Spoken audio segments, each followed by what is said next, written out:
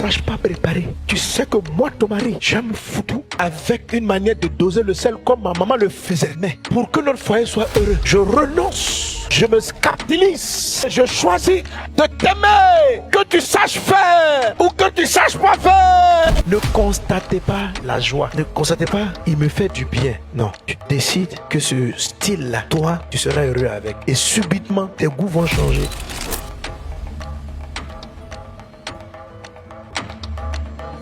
Trouver le rocher dans un couple déjà marié consiste à accepter la circoncision et laisser Dieu vous guérir de la circoncision. Parce que la circoncision blesse, ça fait mal. Pour parler en termes ivoiriens, c'est différents levels de gourmet. Ta femme va blesser ton âme. Pour pouvoir arriver à aimer la personne, il faut pouvoir, après avoir été blessé, décider de l'aimer. Tant que ton amour est basé sur « j'espère qu'il ne me blessera pas », tu seras traumatisé par les déceptions émotionnelles. La circoncision est une chose qu'il faut accepter. Tous les couples mariés qui sont restés, qui sont ensemble, demande-leur s'ils ne se sont pas gouménisés. Ils sont trop gouménisés. Un foyer est solide après plusieurs blessures. Un bon foyer, c'est ceux qui traversent leurs blessures et puis qui finissent après la blessure, qui croient en Dieu pour les consoler de ce qu'ils ont souffert, qui pardonnent la blessure, qui décident « je choisis d'être heureux avec toi ». Tu dois arriver à dire, quand tu dis « je sens que je suis heureux avec toi », tout ça c'est sentiment. Tu ne dois pas sentir d'être bien, tu dois décider d'être bien. Et si tu décides d'être bien, quelque temps après tu sentiras que tu es bien et ton corps physique va être attiré par la personne. Si tu es bien avec ton mari ou bien avec ta femme parce que tu te sens bien, ton foyer n'est pas solide, tu ne peux pas avoir le vin. Ton humeur dans ton foyer ne doit pas dépendre de ce que tu ressens, ça doit dépendre de ce que tu as décidé. Et je vous mets au défi de regarder la Bible, vous allez voir que les mariages solides sont des mariages de décision et pas des mariages de sentiment. Au départ, on peut se marier par sentiment, on peut se marier parce qu'on est vraiment amoureux l'un de l'autre, émotionnellement. Mais lorsqu'on arrive à ce point, Dieu permettra à ce que la vie nous fasse passer par des épreuves qui vont éprouver notre attirance physique, il va éprouver notre attirance émotionnelle, c'est ce qu'on appelle le creux, il est en train de creuser comme ça. Et quand il creuse et il arrive à ton âme, c'est là où vous vous déchirez. À ce niveau-là, les gens disent non, c'est pas la peine, on veut divorcer. Tu me rends malheureux. Avec toi, je suis malheureux, je suis malheureux. Quand tu dis ça, tu es en train d'être circoncis. C'est-à-dire, le scapto là, tiens, je suis malheureux dans ce foyer, je suis malheureuse. Tu dois t'élever sur la parole de Dieu. Avec tes larmes, Seigneur, suis ta parole. Je décide que je serai heureux. Alors voilà des décisions par exemple. Décide de te marier pour être forgé à l'image de Dieu. C'est-à-dire, décide que toi tu vas te marier pour que ton foyer, ton couple, tu prends quelqu'un, tu dis, avec lui là, je pourrai servir Dieu. Et avec cet homme, je serai forgé pour ressembler à Dieu. Il faut prendre une décision d'être avec quelqu'un avec qui tu pourras ressembler à Dieu. Donc quand vous cheminez, vous vous observez là, c'est pour décider est-ce que tu as envie de bâtir avec lui et non pour savoir si tu es fan de lui. Deuxième décision, décide de te marier pour que ta maison serve le Seigneur. C'est-à-dire il faut décider pour que moi et ma maison, Josué 24:15,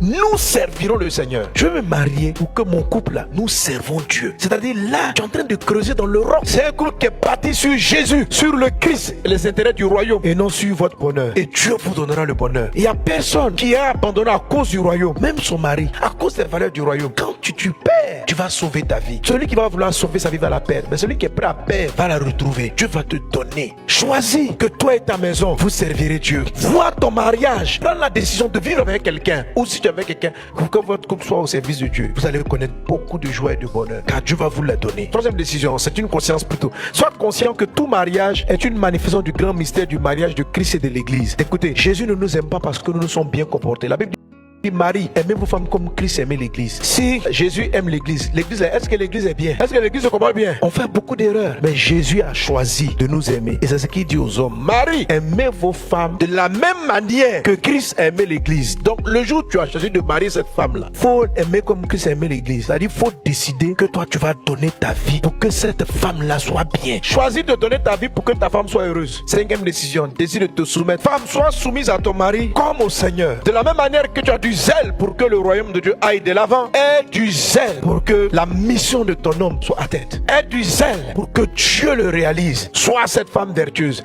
Mais ça arrive par décision et non par réaction. Mon mari, si tu te comportes bien, je te fais bien. Si tu te comportes mal, je te fais mal. Ça, c'est un mariage émotionnel. Deuxième niveau du creux. Je dois couper ça. Sixième décision. Décide de prendre soin de ton conjoint. Décide de prendre soin. Ça dit, il ne faut pas constater. Tu te comportes, je m'occupe de toi. Tu te comportes mal, je m'occupe pas. Non, non. Regarde quelqu'un, puis lui là, je prendrai soin de lui. Même si son visage ne te plaît pas, circoncis, et subitement, tu vas retrouver quelque temps après que c'est l'homme le plus beau de la terre. Que tes sentiments avaient été corrompus, tes choix avaient été corrompus. 7e décision, décide de ne jamais divorcer. Il y a des personnes, sans se rendre compte, ils ont mis le divorce une option dans un couloir de leur cœur. Et ça, Jésus a vu ça. Moi, j'ai été circoncis dans les fiançailles, malgré notre foi. On a été communisés. C'est-à-dire, les jours où tu es marié, tu me dis, mais il n'y a pas d'autre option. Il n'y a pas de couple. Même les plus grands pasteurs, tout ça là, il y a des crises conjugales. Hein. Les crises conjugales sont les crises de circoncision. C'est des crises où votre amour est éprouvé parce que Dieu est en train de creuser pour aller vous faire trouver le rocher. Il dit, blesse, scapte au premier. Tu dis, Dieu, ce couple, il m'appelle pas. Tout ça, c'est l'amour charnel.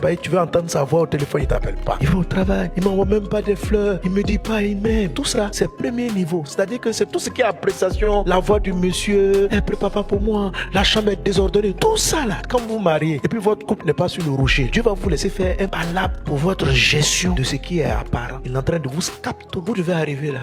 Ma chérie, malgré que tu ne saches pas préparer, tu sais que moi, ton mari, j'aime foutu avec une manière de doser le sel comme ma maman le faisait. Mais pour que notre foyer soit heureux, je renonce, je me scaptilise, je choisis de t'aimer, que tu saches faire ou que tu saches pas faire. Je t'aime parce que tu peux pas aimer ta femme à cause de le foutu. C'est superficiel. Maintenant, si tu l'aimes comme Dieu, tu vas voir que l'esprit même va venir en rêve, lui apprendre comment on fait le foutu. Alléluia. C'est-à-dire à un moment donné, tu commences, tu vas voir que ton mari te donne ce dont tu avais toujours rêvé. Mais il ne faut pas bâtir votre relation si il faut qu'il me donne ce que j'ai toujours rêvé. Là, je vais mieux l'aimer. Non. Ne constatez pas la joie. Ne constatez pas, il me fait du bien. Non. Tu décides que ce style-là, toi, tu seras heureux avec. Et subitement, tes goûts vont changer. Et tu seras heureux. Et ça va aller de gloire en gloire. Parce que tu as bâti ton mariage, non pas sur des sentiments, mais sur l'esprit, sur la parole. Et ça n'a pas de goût. C'est pourquoi l'eau que Jésus a mis, il n'a pas mis du vin, il a mis de l'eau. L'eau n'a pas de goût. Pour créer le vin nouveau, il a utilisé de l'eau qui n'a pas de goût. C'est un choix. Et il a pris de l'eau et c'est lui qui a créé le vin. Le vin est goûteux. C'est le vin qui rend ivre. C'est le vin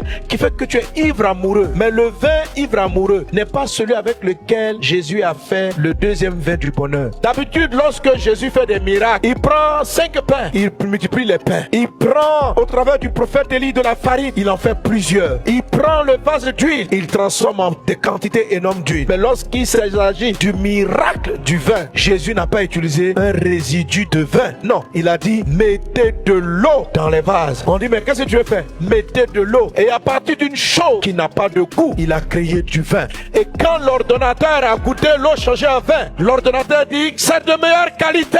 Est-ce que tu veux l'amour de la meilleure qualité? Est-ce que tu veux un amour qui ne finit pas? Est-ce que tu veux un amour? Tu aimes ton mari de plus en plus. Commence par un ensemble de décisions. Tu es béni dans le nom de Jésus.